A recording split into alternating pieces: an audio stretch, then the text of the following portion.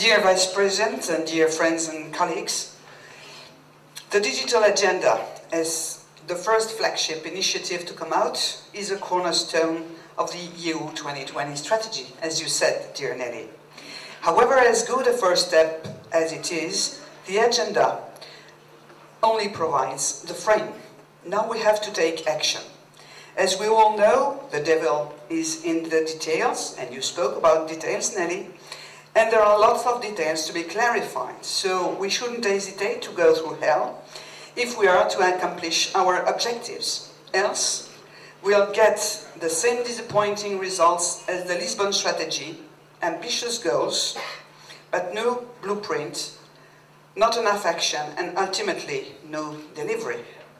So where does Europe fit in that context? How can we maintain our advantages, such as the dynamism of our ISPs and intermediaries, and possibly encouraging the development of global actors on the internet, and possibly even get back to some position in the higher end of the manufacturing industry?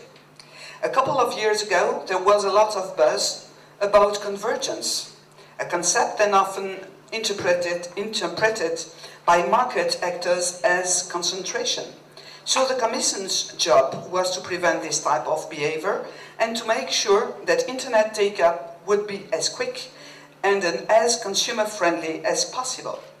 Now, the issues at stake are a bit different. Of course, the broadband coverage is not yet fully completed and should remain high on the agenda, so should efficient competition. But we also have to deal with needed investments in very high-speed networks, massive data consumption driven by the end user's behavior, and lots of questions about the internet value chain, protection of privacy and the cloud. Not to mention the obvious role of ICTs in popular uprising North Africa. These courageous people remind us that the internet is a prime instrument to exercise one's fundamental freedoms, which we shouldn't always take for granted. That's where the net neutrality debate comes into play, because it's at the crossroad of these subjects. That's why I was a bit disappointed with the net neutrality communication, because I hoped that it would go far enough into the difficult questions at stake. And now I see several member states, including yours, dear Commissioner, taking their own path, which might result in a patchwork of very different approaches across Europe. This is a deplorable situation, because this topic, along with universal service and privacy, are the very subjects on which European citizens expect a lot from us. On the lighter side, the RSPP is progressing a bit more slowly than one might have wished, yet difficulties were foreseeable, and now the goal for everybody should to be finished on the Polish presidency with a solid, realistic yet forward-looking compromise. And on IPR, I'd be curious to know whether you share the feeling that despite still very severe oppositions, things are changing, especially in the attitude. There seems to be a bit more openness for new thinking, new business models, new solutions. Dear Neelie, I think that the point you make repeatedly about fragmentation is more and more largely heard and shared.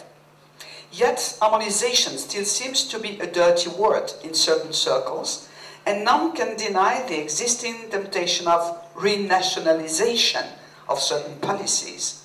So what's the way forward?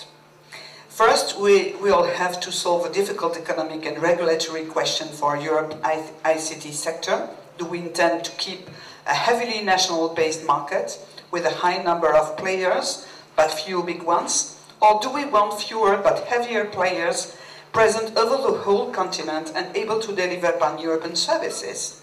And in the latter scenario, how do we ensure that effective competition remains so that European citizens still benefit from attractive prices and services?